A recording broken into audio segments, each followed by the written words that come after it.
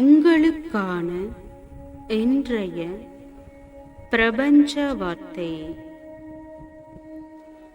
மற்றவர்களின் நன்மை தீமைகளை பற்றி விவாதிப்பதில் நேரத்தை செலவிடும் ஒரு மனிதன் தனது நேரத்தை வீணடிக்கிறான்.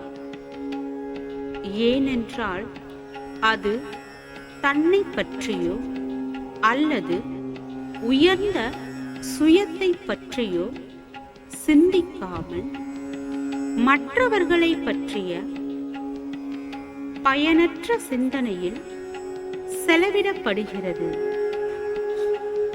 அது மட்டுமின்றி தீமையை பற்றி விவாதிக்கும் போது தீமையே ஈர்க்கிறோம்.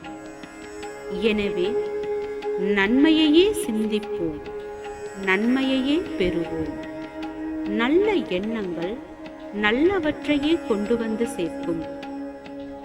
வாழ்க வளமுடன்.